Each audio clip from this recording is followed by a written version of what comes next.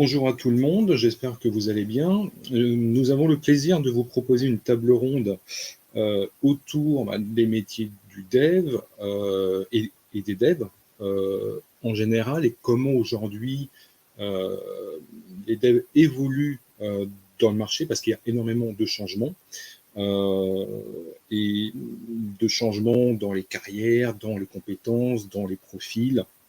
On parle beaucoup de pénurie ou pas, en tout cas pour certains types de profils. On parle aussi beaucoup de formations, des formations courtes, longues. On parle beaucoup de veille techno.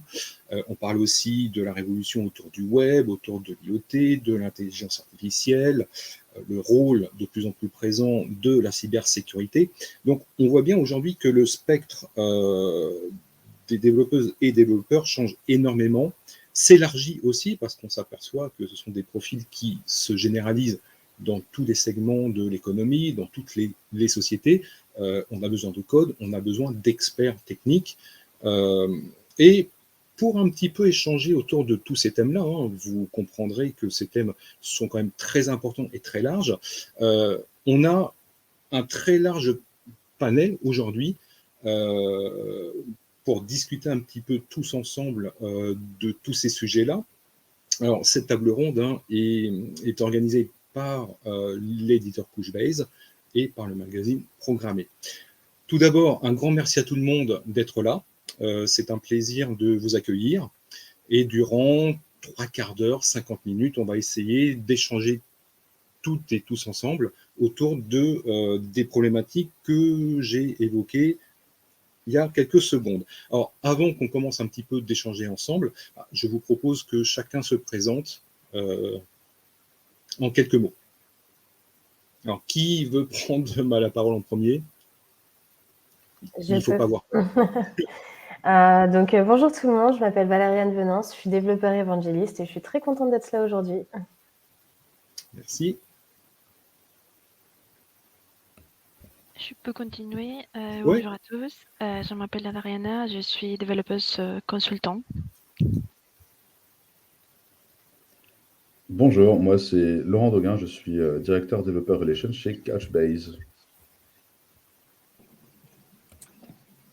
Bonjour à tous, donc moi c'est Romaric, je suis CEO et cofondateur de Covery, anciennement développeur SRI DevOps. Voilà, ravi d'être avec vous. On finit par Sonia. Eh oui, bonjour, alors moi c'est Sonia, je suis développeuse back-end chez Pitchy, un éditeur de vidéos en ligne. D'accord. Eh ben, merci en tout cas d'être là avec nous. Alors, effectivement, déjà, rien qu'en entendant vos intitulés, on sent qu'on a aujourd'hui plusieurs types de profils. Sonia, toi, tu es plutôt dans la cybersécu, sauf erreur de ma part. Oui, alors c'est vrai, plus sur mon temps libre, pour le coup. Même si là, je commence à reprendre un peu la partie infra et sécurité dans notre boîte. Donc, je commence à ramener ça un peu dans mon terrain professionnel. Alors, ce qui est vraiment intéressant aujourd'hui, c'est qu'on a de l'évangéliste technologique, on a des profils plutôt en éditeur, plutôt en start-up, plutôt en entreprise. Est-ce que, de par votre expérience, vous sentez qu'il y a des différences quand on aborde le thème de la technologie, de la programmation, de dev, lorsqu'on est effectivement en start-up, lorsqu'on est mettons en ESN ou lorsqu'on est freelance, etc. Est-ce que vous sentez vraiment des différences d'approche du métier ou est-ce qu'au bout du compte, c'est la même chose?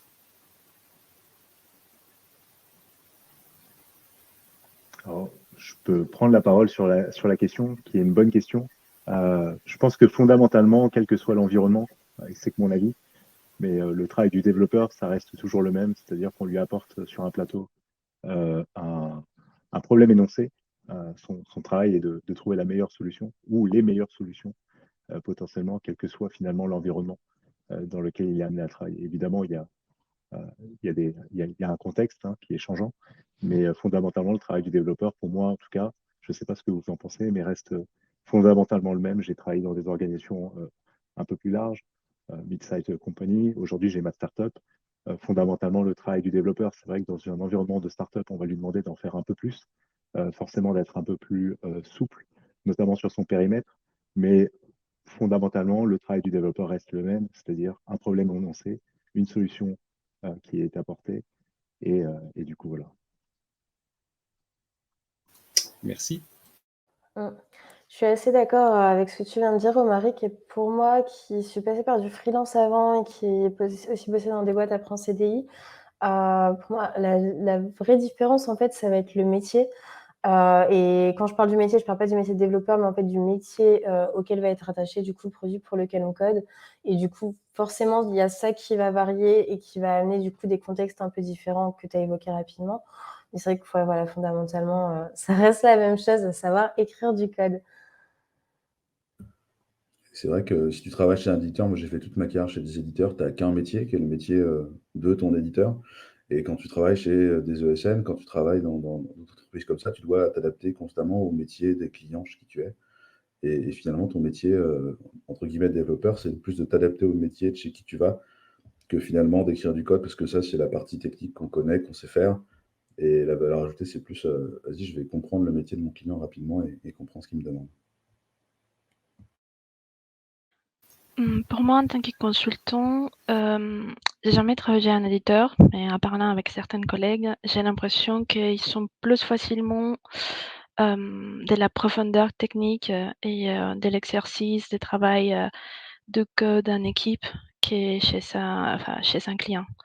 Il y a une grosse partie de ton énergie qui doit être consacrée peut-être au départ à comprendre le métier du client et donc de l'énergie que tu enlèves de ton temps de t'améliorer en tant que dev pour être un bon consultant. Et du coup, qui te reste peut-être rattrapé dans des heures en dehors de boulot.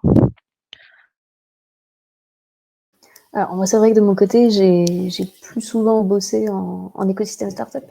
Donc, j'ai pas forcément une expérience de SN ou vraiment de grosses boîtes avec des grosses équipes. Et moi, ce que j'ai pu constater, effectivement, c'est que certes, il y a mon métier de développeuse, de produire du code, quel que soit le langage. Mais typiquement, là, dans ma dernière expérience, on fait de l'édition vidéo. C'est notre cœur de métier. Moi, je suis arrivée il y a 2 ans et demi. La vidéo, j'y connaissais rien. Et j'ai dû comprendre, voilà, qu'est-ce que c'est quoi un format, qu'est-ce qu'on entend par MP4, qu'est-ce qu'on entend par codec, par H264, les frames, tout ça. Parce qu'en fait, ça avait un impact direct dans mon métier de développeuse. C'est-à-dire que moi, je programmais des choses et puis ma vidéo, elle sort et elle marche à peu près. Mais il faut comprendre pourquoi elle marche à peu près et pourquoi elle marche pas vraiment à 100%. Et ça a été tout un pan que j'aurais jamais exploré, je pense, si j'avais été soit dans une grosse boîte, soit dans des missions beaucoup plus cadrées, en fait. Alors, ça c'est très très intéressant en fait ce que vous avez dit, et effectivement en préparant un petit peu cette table ronde, on a parlé de changement, effectivement, parce qu'aujourd'hui on sent que c'est un métier qui change, qui évolue. Alors, est-ce qu'il faut parler de changement ou est-ce qu'il faut parler d'évolution? Parce que les deux mots ne sont pas identiques, même si on a des éléments qui peuvent se recouper, mais ce sont quand même deux mots qui ne sont pas totalement synonymes à la base. J'ai envie d'avoir un petit peu votre sentiment, de par votre expérience, de par votre quotidien. Est-ce qu'on doit vraiment parler de changement, d'évolution ou des deux? Je pense que c'est une bonne question, et en vrai, je pense que la plupart des développeurs choisissent ce métier, ou en tout cas restent dans ce métier, parce qu'ils se rendent bien compte que c'est un puissant fond. C'est-à-dire que finalement, plus on creuse et plus on se rend compte finalement qu'on n'en sait rien, qu'on comprend rien, qu'on ne sait rien du tout. Et c'est assez fantastique d'une certaine mesure. Donc, les changements font partie inhérente finalement de ce métier-là. Et c'est en quelque sorte un certain niveau d'évolution qu'on a avec le temps. Moi, le travail que je faisais en tant que développeur, lorsque je travaillais sur l'infrastructure, notamment il y a 10 ans, et aujourd'hui, ce que je fais aujourd'hui toujours d'un point de vue infrastructure, mais finalement la manière dont ça se matérialise avec le cloud, c'est-à-dire qu'il n'y a plus besoin d'aller dans le SaaS serveur, ce métier-là a complètement changé. Finalement, le travail reste le même, c'est-à-dire comment est-ce qu'on permet à des gens de pouvoir mettre en ligne leur service, mais le travail, la façon dont on le fait a complètement changé. Il a fallu se réinventer, s'adapter et évoluer notamment avec le marché. Et finalement, c'est ça qui est fascinant dans ce milieu-là. Moi, c'est pour ça que je ne m'ennuie pas. Encore 10 ans après, je pourrais faire ça toute ma vie et je le ferai toute ma vie. C'est que c'est un puits sans fond. Plus on creuse, plus on se rend compte finalement qu'on ne sait rien. Et c'est assez incroyable, quoi. Voilà. Alors, est-ce que ça fait réagir d'autres personnes du panel? Ouais, Allez-y, mais il ne faut pas avoir peur. Hein. Moi, j'ai fait pire. Je suis resté dans le monde développeur et en plus, je suis allé dans une spécialisation qui s'appelle la Developer Relation où on sait encore moins ce qu'on fait. C'est-à-dire qu'il y a des conférences tous les ans et tous les ans, il y a les mêmes sujets et tous les ans, on n'arrive pas à comprendre pourquoi on fait ça, qu'est-ce qu'on fait, comment on mesure ce qu'on fait. Il y a plein de marronniers de la DevRel parce que c'est encore plus récent qu'être développeur. Et du coup, j'ai l'impression que, étant moi-même très, très, très dev, et j'y suis allé pour les mêmes raisons que toi, c'est-à-dire que moi, j'adore apprendre. Paradoxalement, j'ai jamais été scolaire, mais j'adore apprendre, j'adore creuser des trucs. Et je crois que j'ai choisi l'aspect où tu creuses le plus. C'est-à-dire que je creuse techniquement et en plus, je creuse dans la DevRel et pour savoir ce que c'est. Donc, je suis 100% d'accord avec toi sur le fait que ça change. Alors, ça évolue tout le temps. Et en plus, moi, je me suis imposé un changement qui est de passer dans la partie un peu plus Developer Relation, conférence, apprentissage, éducation, et choses comme ça. Ouais, et tu te donnes du mal puisque tu joues en plus sur plusieurs tableaux. C'est-à-dire qu'à la fois, on ne sait pas vraiment si tu es côté R&D, est-ce que tu es plutôt côté marketing, côté sales. C'est-à-dire que et je pense que c'est d'autant plus riche, d'autant plus intéressant vu que je fais un peu ta partie, Laurent, aussi. Je me rends bien compte de la complexité de ce métier-là, à la fois, et puis aussi le fait que ça devienne très addictif, hein, en soi. Alors, spoiler alert, on n'est pas côté sales, mais les autres, je ne dis pas. Moi, pour répondre à la question de François, du coup, j'aurais tendance à dire qu'il y a et du changement et de l'évolution.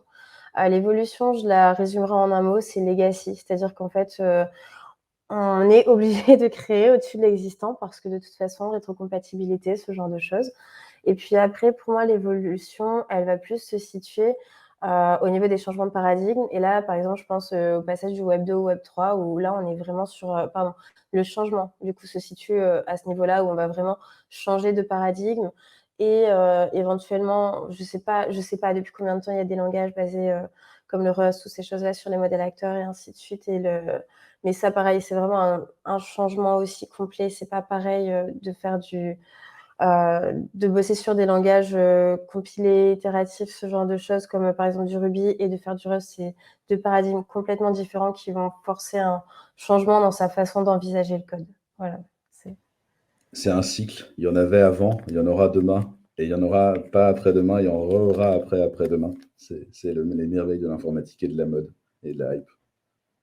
Alors, effectivement, Adriana et Sonia, quel est un petit peu votre avis sur changement, évolution, ou les deux?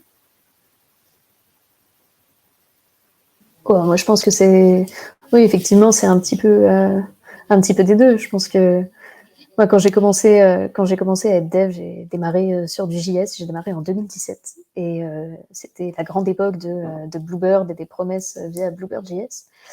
Et je suis partie après, je suis repartie en école de commerce et je suis revenue en 2020 et ça n'avait plus rien à voir. Et je me suis dit, mais en fait, je ne sais plus rien faire parce que tout ce que j'avais appris, ça ressemble plus du tout à ça aujourd'hui. Ça a été, en fait, tout, c'est la même chose et en même temps, ça n'a rien à voir. Enfin, ça peut être assez déroutant, je trouve. Il nous reste effectivement Adriana. Oui, par rapport au changement, parfois j'ai l'impression que ça va trop vite. J'ai l'impression d'à peine commencer à me sentir à l'aise sur certaines technologies, sur certaines, je sais pas, méthodologies, et on est déjà en train de faire un peu comme, en train déjà de voir des nouvelles modes de faire, de nouvelles façons de faire. Et ce qui est parfois pour moi assez dérangeant. C'est comme les recommencements éternels. C'est pas toujours très agréable, surtout si tu as un peu de pression dans des projets. Donc, ça, c'est la phase négative peut-être. Après, effectivement, les bons côtés, c'est l'évolution. Quand tu apprends, peut-être tu grandis toi-même, on évolue nous-mêmes et on arrive à un peu mieux gérer cette changement, cette évolution. D'accord. Alors, moi, en fait, bon, moi, je suis dans la tech depuis maintenant plus de 35 ans, donc j'ai vu passer, on va dire, un certain nombre de choses. Et c'est vrai que on m'a souvent dit, même très très souvent dit, oui, mais dev, bon, on reste pas toute sa vie dev, on fait pas toute sa carrière de dev, enfin en dev. Tu seras chef de projet, tu passes au CTO, il faut faire du métier, il faut faire du consulting, etc. Euh, donc là, on était vraiment en opposition avec d'autres pays où justement, effectivement, on valorise en fait le profil de dev, on valorise cette carrière-là. Est-ce que vous sentez qu'aujourd'hui, quand même, on constate un changement en France où aujourd'hui, effectivement, être dev, c'est plus un gros mot et qu'on peut faire vraiment carrière, on peut s'épanouir totalement dans le développement. Et si oui, qu'est-ce qui fonctionne? Est-ce que c'est la passion? Est-ce que c'est la motivation? Ou est-ce que c'est un ensemble de tout ça? Je pense que ça rejoint un peu le point d'avant, notamment sur le fait que finalement le travail du développeur se renouvelle sans cesse. Les technologies évoluent. D'ailleurs, les bases, les fondamentaux, elles restent telles quelles. Et ça, c'est un point qui est relativement important. Je pense que pour éviter d'avoir notamment le syndrome du ça va trop vite, comme Adriana l'a mentionné, c'est de finalement se focus sur l'aspect, sur les fondamentaux pour pouvoir justement outrepasser tous ces effets de mode et de tendance, puisqu'au final, fondamentalement, le travail reste le même, quel que soit. Puis comme on est dans un métier où on nous demande d'apprendre en continu, finalement, apprendre une nouvelle technologie, un nouveau paradigme, c'est pas dérangeant. Et comme l'a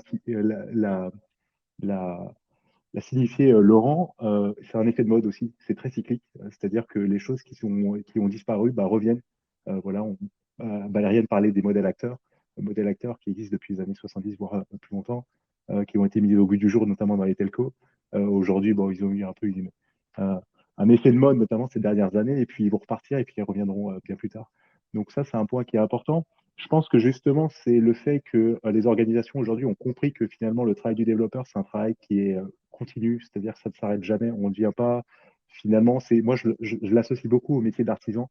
C'est-à-dire que des bons développeurs, en fait, peuvent rester développeurs autant de temps qu'ils le souhaitent, puisque c'est vraiment quelque chose qui se façonne avec le temps. Plus on reste dans le métier, plus on est bon, plus on devient un expert. Et je mets vraiment ça au parallèle de métier dans l'artisanat. Et aujourd'hui, on n'a plus besoin finalement, en fait, alors c'est de mon point de vue, hein, je l'ai vu il y a 10 ans, effectivement, où on poussait les développeurs, pauvres développeurs qui sont passés managers et qui ont détruit des personnes. Aujourd'hui, c'est plus le cas. C'est plus le cas. Je pense qu'on peut faire carrière vraiment dans le développement et tant mieux d'une certaine mesure. Donc voilà, ça change même en France. Il ne faut pas avoir peur de pouvoir poursuivre sa carrière et même 50 ans passés, on peut être encore développeur et j'ai travaillé moi-même avec des développeurs qui avaient 50 ans passés, 60 ans. C'était vraiment des puissances et d'ailleurs c'était très bénéfique notamment pour les organisations. Alors, est-ce que ça fait réagir d'autres personnes? C'est intéressant parce que. Vas-y, je t'en prie, Adrien. Oui, non, j'allais rebondir sur une question en fait. Tu as parlé des fondamentaux. Et du coup, ça serait quoi les fondamentaux? Ah, ça, c'est pas mal, ça, comme question, oui. Ouais, effectivement. Ça, ça sert à faire des rapprochements tout simplement, à ne pas se faire submerger par le bruit, mais de rester vraiment finalement terre à terre par rapport à ce qui nous est présenté et puis prendre toujours ce qu'on nous apporte avec un maximum de recul. C'est-à-dire que par exemple dans JS, c'est vrai que dans tout ce qui est front-end notamment, c'est incroyable le nombre de nouvelles technologies, de nouveaux frameworks qui sortent tous les jours, j'ai l'impression. C'est incroyable. Finalement, fondamentalement, lorsqu'on le regarde, bon, on va voir, oh, ok, pattern MVC, ok, ça se rapproche en fait de ce que j'ai déjà connu il y a 10 ans, etc. En fait, être dans les fondamentaux, finalement, d'un point de vue là, logiciel, on va dire plutôt soft au niveau, ça nous permet finalement de prendre beaucoup de recul par rapport à ce qui sort et ce qui est présenté, notamment d'un point de vue marketing, comme une nouveauté. Voilà. Ça permet d'éviter finalement d'avoir ce syndrome-là qui est avoir la peur d'être un peu outdated finalement par rapport aux besoins marchés et à ce qui se présente et de pouvoir réagir en mode, mais finalement, ce framework-là, ce nouveau langage-là, ce n'est rien de plus que en fait, ce qu'on a déjà connu il y a 10 ans, à tel endroit. Voilà. Ça permet de relativiser, puis être moins dans un côté stress, FOMO. Ah, il faut absolument vite qu'on jump là-dessus, parce que si on ne jump pas là-dessus, on est complètement mort. Alors moi, alors je vais répondre un petit peu ce qui a été dit là. En fait, comment aujourd'hui vous gérez vos carrières, vos évolutions de carrière?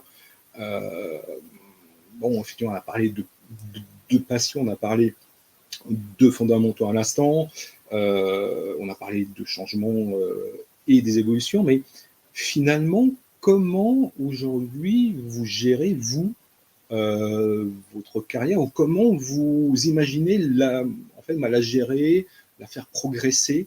Est-ce que c'est au sein de l'entreprise où vous êtes, dans les compétences que vous avez, ou est-ce que c'est essayer de vous dire, moi je me projette au-delà, en apprenant d'autres technos ou en suivant effectivement des trends technologiques éventuellement, ou se dire, voilà, bon, je pense avoir fait le tour de mon poste actuel, je veux avoir notre défi.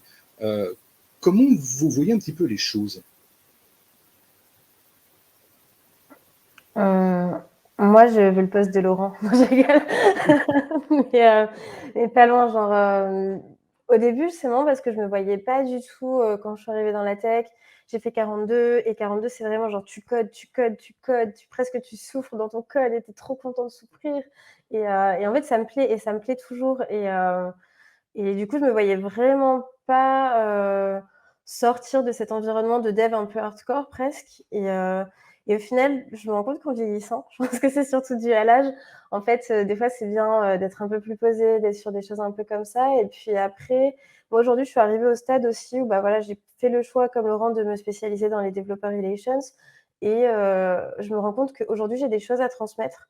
Et j'adorerais du coup pouvoir transmettre ce qui m'a été transmis du coup par d'autres personnes avant à une équipe de petits jeunes comme on dit, ou même plus vieux que moi, mais jeunes dans la profession, on va dire. Voilà. Alors, on peut aussi rappeler que ton parcours, c'est un parcours de reconversion quand même à la base. Hein. Ouais, complètement, complètement. Moi, j'ai Est-ce que tu commencé peux à... nous raconter un petit peu? Ouais, bien sûr. Moi, j'ai commencé à travailler à 16 ans dans une boulangerie. J'étais vendeuse en boulangerie. Officiellement, mon seul diplôme, c'est un bac pro commerce. Et en fait, après ça, je me suis retrouvée un peu par hasard sur Paris. Et puis, je me suis retrouvée avec des gens qui faisaient la première promo de 42. Et puis, je me suis dit, waouh, ça a l'air trop bien. Il n'y a pas de prof. Je comprends un peu ce qui se passe. Elle est vachement bien, ton invite de commande. Vas-y. Et puis, voilà, je me suis retrouvée à tenter ma chance à 42, un peu par hasard, en me disant, ça passe, ça passera pas, je ne sais pas. Et puis, c'est passé. Et du coup, ça a été le début de ma nouvelle vie où je me sens vraiment super bien. Moi, j'ai l'impression d'avoir trouvé comme une deuxième famille, en fait, dans le monde de la tech et surtout en France. Merci. Alors, on va revenir effectivement après cet aparté très, très intéressant. Merci à toi de ton retour. Donc, je reviens un petit peu effectivement à la question initiale, donc sur comment vous gérez ou comment vous imaginez gérer à votre carrière, parce que je présume que ça peut être aussi une source de stress pour un dev, non? Une dev? Tu veux dire d'apprendre des choses tout le temps et de se mettre au courant tout le temps.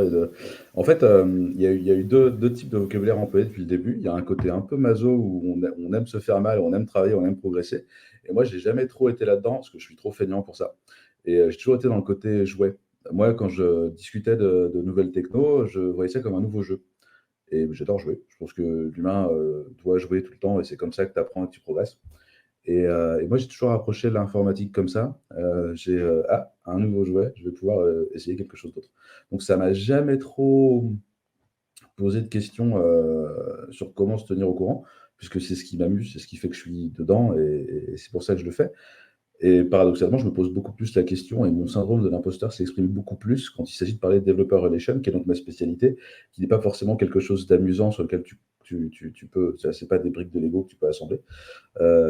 Et ouais, là, je me pose un peu plus la question, mais c'est plus récent. Donc, à part lire des livres et me faire un peu violence à aller en conférence pour apprendre des choses de mes pairs, C'est pas facile, ouais. Est-ce qu'Adriana, est-ce que tu as aussi un avis ou pas sur comment parce qu'en fait, alors je rappelle aussi parce que ceux qui nous écoutent n'ont pas écouté ce qu'on avait échangé ensemble en préparant, c'est que tu parles aussi des outils sur comment on mesure à la progression de sa carrière. Et ça, c'est assez intéressant. Est-ce que tu penses qu'il y a des outils ou des manières de mesurer la progression d'une carrière? J'ai découvert en conférence que certaines entreprises, on parle des éditeurs qui cherchent vraiment à fidéliser et aider à développer les, les habilités des développeurs. Ils ont une espèce de framework des carrières et donc ils sont vraiment suivi assez conséquent de l'évolution des carrières de ces développeurs. Je pense que ce qui me concerne, ma société n'est pas encore là. Je sais qu'on a des niveaux et un peu des matrices de compétences qui t'aident un peu, mais mon problème, enfin, ce qu'ils me disent, c'est que tu en as une liste, une matrice de compétences que tu souhaites en avoir ou que tu envisages, mais tu n'as pas toujours nécessairement toutes les utiles pour les savoir. D'ailleurs, si tu les as pas, c'est que c'est là le problème, non? Peut-être une des pistes, qu'ils mettent, c'est de demander aux autres, les communautés, toujours, à aller espionner, les profils des autres, des gens qui se rassemblent, ou que je trouve un peu, qui se rassemblent à mon profil et qui ont réussi à en avoir, genre c'est les jobs, que je rêve et voir, essayer de déduire comment est-ce que je pourrais me rendre ou me rapprocher de ces rôles. Mais ça reste encore un peu flou, je pense que la question n'est tellement pas simple qu'il y a même des communautés ou des produits, des, orientations de carrière qui sont commercialisés et qui se vendent aux développeurs tellement la question peut être délicate. Merci à toi. Sonia, on t'a pas beaucoup entendu encore. Est-ce que tu as un avis sur comment, comment toi tu vois un petit peu à l'évolution de ta carrière, ou ta carrière d'ailleurs, est-ce que tu as des idées claires ou est-ce que tu fais ça un petit peu au coup par coup? Alors moi, c'est un petit peu compliqué parce qu'effectivement, enfin, on en parlait tout à l'heure, le fait d'être dev et de travailler dans le monde de la tech de manière générale fait que tu peux aussi faire énormément de choses et moi, il y a des moments où j'ai envie de tout faire et du coup, c'est compliqué de créer un chemin de carrière qui ait un minimum de sens entre guillemets. Et là, voilà, j'ai commencé en tant que dev, mais je sais que je veux finir de manière générale dans la cybersécurité. Sur un rôle offensif ou défensif, ça, j'ai pas encore identifié, mais je sais que à court, moyen terme, c'est ce à quoi j'aspire. Ça, c'est intéressant. Alors, pourquoi la cyber, en fait? Parce que la cyber, on pourrait croire que c'est totalement l'opposé du dev, du code, mais quand on y regarde un petit peu de plus près, forcément, les deux mondes, ils se recoupent. Non? Ah mais oui, c'est complètement. Ce qui t'a plu ou pas? Pardon? En fait, c'est ce qui t'a plu dans la cyber, ou c'est totalement autre chose? Moi, la cyber, ça m'a plu quand j'ai commencé, je suis arrivée en école d'ingé et j'ai participé à un atelier reverse engineering qui était donné par un étudiant. Et bon, faut savoir, quand je suis arrivée en école, j'avais encore jamais ouvert un terminal de ma vie. Et le mec commence à ouvrir un débugger. Donc on commence à avoir des lignes d'assembleurs partout. Et moi, je suis là, je me dis, c'est trop bien, j'ai rien compris. Mais ça a l'air génial, je veux faire ça un jour, ça a l'air trop bien. Et du coup, je me suis pas sentie d'étudier ça vraiment en école d'ingé parce que j'avais trop de choses à apprendre entre-temps. Mais du coup, c'est un peu le moment du comeback, là. Et c'est vrai que plus je m'y intéresse et plus je me rends compte qu'il y a énormément de domaines, en fait. On parle souvent de pentest et on réduit trop souvent à ça, des tests d'intrusion, des tests de réseau, en quelque sorte. Voilà, aller voir si j'arrive à compromettre une machine du réseau, est-ce que j'arrive à accéder aux autres, des choses comme ça. Et en fait, il y a tellement d'autres choses. Il peut y avoir de l'analyse applicative, donc vraiment aller analyser du code, même du code JavaScript, par exemple. Il essayer de trouver des défauts d'implémentation, des failles de sécurité. Il peut y avoir du reverse engineering sur des malwares, des choses comme ça. En fait, il y a tellement de possibilités que, ouais, encore une fois, j'ai envie de tout faire et c'est compliqué. D'accord.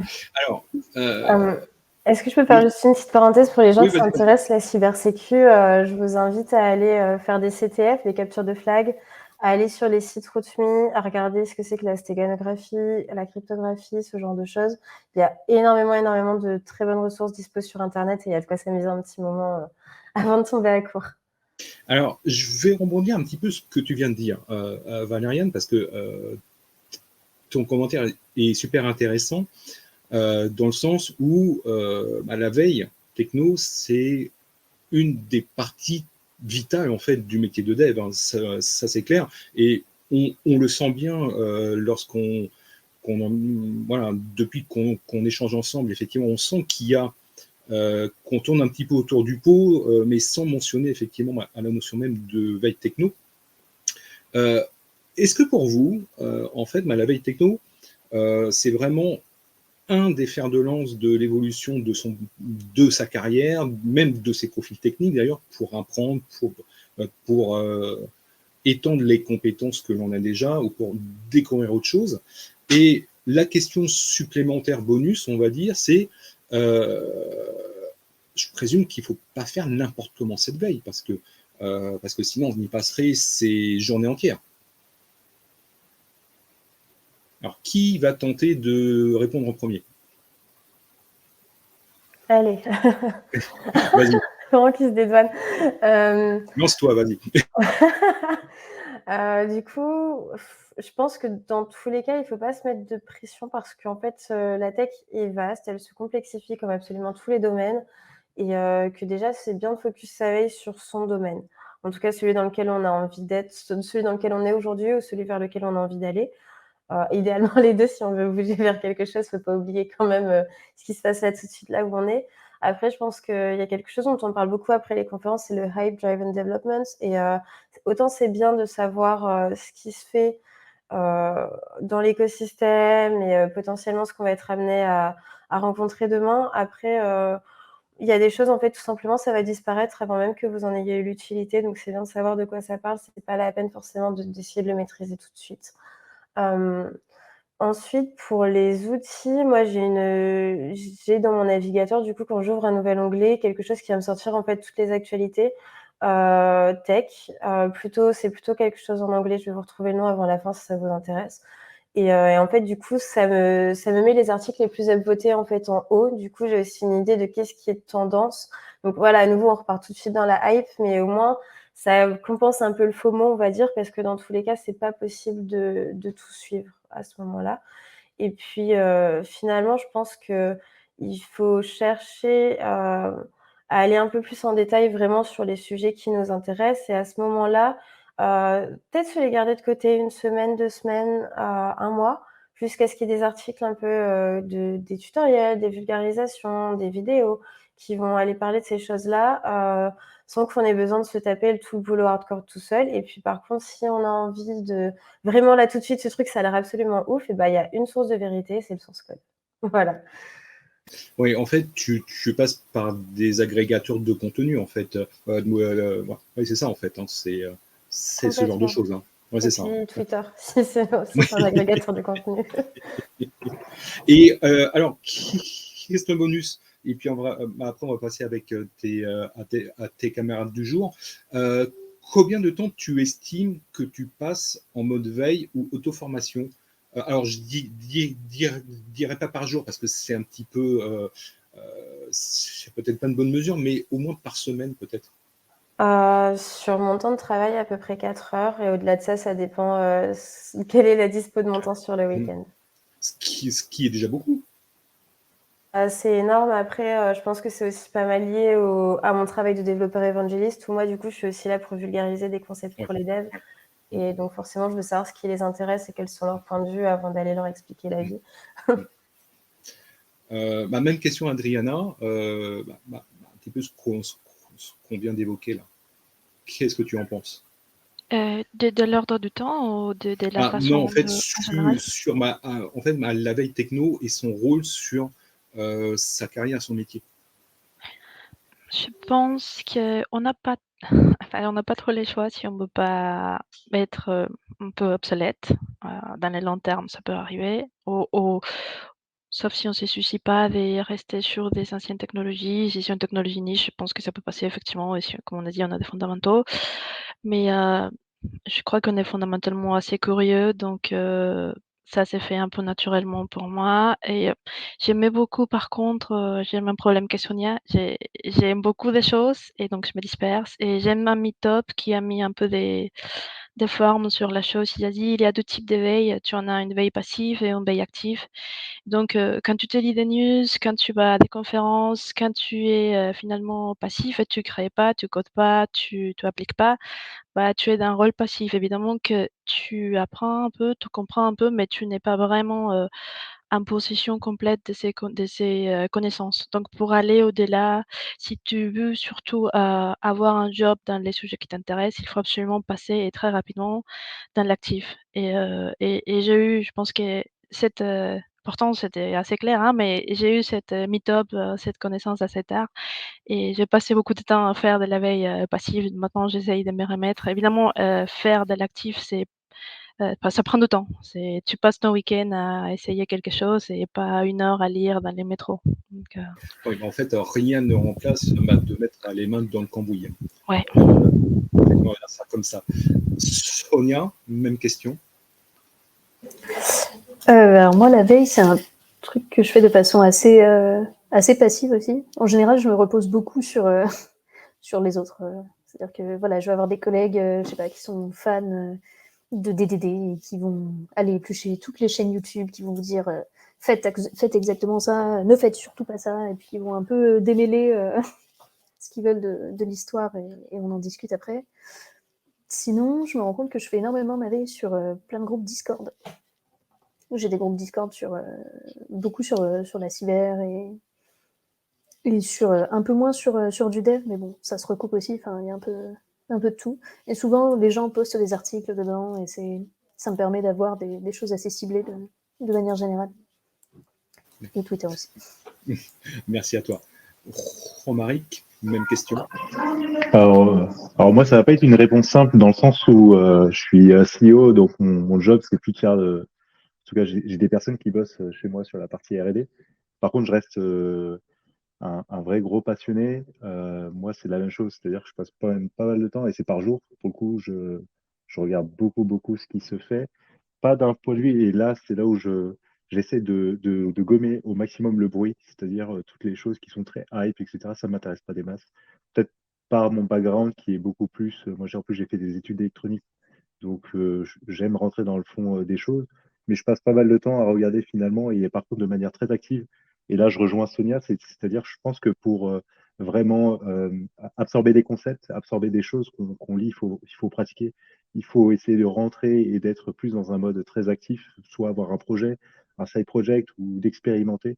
C'est un bon moyen finalement en fait d'ancrer les choses. Et comme le disait Adriana, je pense qu'il faut vraiment choisir ses combats parce que, enfin, on ouvre Hacker News, on peut y rester toute sa journée et se faire flouder jusqu'à l'infini parce qu'en gros, il y a des sujets qui sont trop différents et super intéressants les uns des autres, mais finalement, il faut vraiment pouvoir choisir ça. Donc moi, j'ai choisi mes combats avec le temps. J'ai pu explorer pas mal de choses, donc je sais encore plus que ce que je souhaite. Et du coup, aujourd'hui, bah, je suis beaucoup plus dans une... Je suis très actif dans la veille, mais finalement, je choisis aussi beaucoup mes combats. Et pareil que Valériane, je fais beaucoup d'agrégateurs, mais sinon, je passe beaucoup de temps sur Hacker News, quand même. D'accord. Très bien.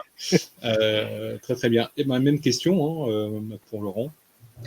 Moi, c'est Twitter et YouTube beaucoup, et je filtre beaucoup en fonction de qui sort quel truc.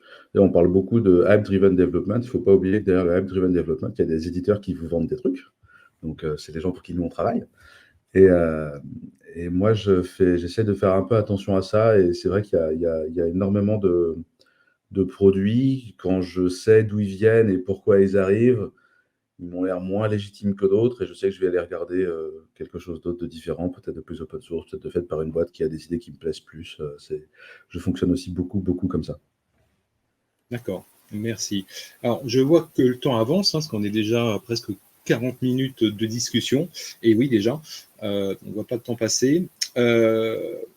Alors, si on devait tirer un petit bilan de nos échanges, parce que le point de départ quand même de la table ronde, c'est progression de carrière, 3 façons dont les devs s'adaptent au changement. Donc, on a évoqué énormément de choses ensemble. Comment on pourrait synthétiser un petit peu notre débat, nos échanges? Quels sont les mots-clés qui pourraient ressortir et qui sont pour vous les plus importants? Allez, qui va essayer de synthétiser ça en 3-4 mots-clés? Vaste défi. Allez, hein, je me lance. Du coup, je dirais chemin individuel.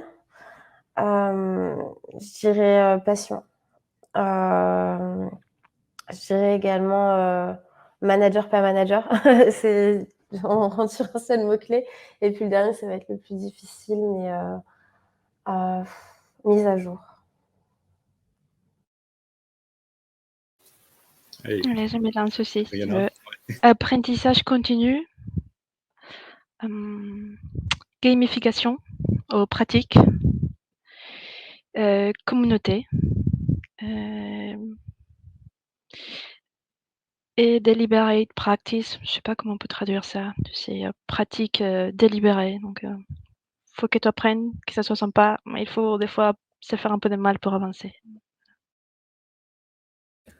J'ai l'impression qu'il faut apprendre l'anglais aussi. On parle tous anglais tout le temps. Ah oui. Ah, ça, c'est vrai qu'on ne l'a pas évoqué. Alors, mais c'est juste une aparté, puis après, on va continuer avec toi, Sonia, effectivement. Et ça, c'est une bonne remarque. Hein. L'anglais, effectivement, c'est la base a priori quand même. Alors, je reprécise qu'on ne demande pas forcément aux devs de parler un fluent English, hein, évidemment, mais au moins de comprendre. Voilà. Pour moi, en fait, ce que je dis toujours aux étudiants, c'est il faut comprendre et il faut pouvoir échanger. Après, voilà, on ne demande pas d'être un Shakespeare au quotidien, mais au moins de se faire comprendre et de comprendre les autres. Ça, c'est déjà une base, à mon avis. Si je peux me permettre là-dessus. Vas-y. Ouais, ok. Je pense que c'est pas mal. Après, il faut savoir un truc, c'est que quand le concept est francisé, enfin, il y a très peu de choses en fait qui sont inventées en France. Et s'il y a un concept très nouveau qui vous intéresse beaucoup, en fait, ce sera l'anglais sur lequel il va falloir aller, parce que le temps qu'il arrive jusqu'en France, en fait, il se sera déjà passé du temps, peut-être que ça aura déjà évolué. Et si vous avez, vous, envie un jour de faire partie des gens qui créent les concepts, les groupes de discussion, les groupes de travail sont internationaux. Donc, je pense que voilà, investissez dans un abonnement de peut-être streaming et regardez en anglais, sous-titré anglais. Ça fait pas du bien au début et puis au bout de 2 mois, on comprend. Oui, mais effectivement, ça tu fais bien de le rappeler, effectivement. D'ailleurs, il y a beaucoup d'acteurs français, ils ont une communication uniquement en anglais, de toute façon aujourd'hui. Et puis moi, je le vois aussi dans d'autres sciences, voilà, où on échange effectivement uniquement en anglais. Sonia, excuse-moi, on t'a coupé le micro, donc on te redonne la parole. Donc, c'est un mot-clé. Ouais, je suis très embêtée parce que j'en vois pas de différent des autres comme ça. Et je suis un peu... Ah, mais c'est pas grave. Après effectivement, comme quoi, peut-être que tes camarades du jour, en fait, vous avez les mêmes approches, quoi qu'il en soit, en fait. Hein. Oui, voilà, je pense qu'on se retrouve tous plus ou moins dans les mêmes constats, je dirais. Ok. Laurent? Moi, je dirais fondamentaux. Quand Romaric en a parlé, c'est vraiment un mot qui m'a convaincu parce que c'est ce qui nous permet ensuite de faire le tri sur nos évolutions et nos carrières. Donc vraiment, les fondamentaux, c'est vraiment ça le premier. Pour moi, le deuxième, c'est le jeu, évidemment, parce que c'est qui je suis et je pense que c'est le meilleur moyen d'apprendre. Je l'ai dit tout à l'heure, l'anglais, on sous-estime le langage principal en informatique, c'est pas le C ou le Java, c'est l'anglais. Et ensuite, la passion, parce que si on ne serait pas passionné, on ne ferait pas ça tout le temps.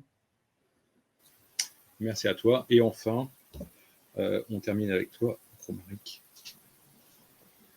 Ouais, moi ça va être simple, enfin, je pense que la curiosité, ça c'est le point que personne n'a relevé, mais enfin, je pense qu'il faut vraiment être curieux pour aller creuser et passer du temps sur, comme l'a dit Valériane, dans le source code ou des choses, parfois il faut rentrer un peu dans le détail des choses.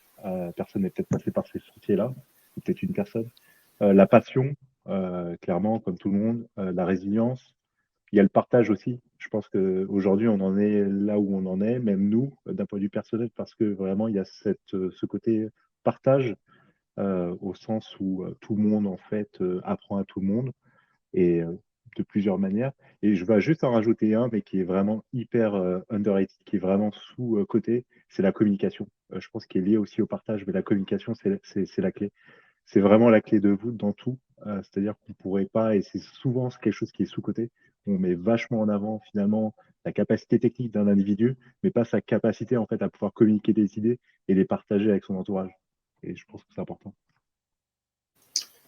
Ok, très très bien. Bah, en tout cas, un grand merci à tout le monde. J'espère que ça aura plu à toutes celles et ceux qui nous ont suivis. Donc, vous avez compris que oui, on peut avoir une très belle carrière dans le dev. On peut s'épanouir. Il faut un petit peu de passion, il faut un petit peu d'envie aussi, de veille techno et puis effectivement, on peut faire de très très belles choses. Merci en tout cas à tout le monde. Moi, j'espère que l'échange vous a aussi plu. Et puis, on vous dit à très bientôt. Merci. Merci beaucoup. Merci. Ciao. Merci à tous.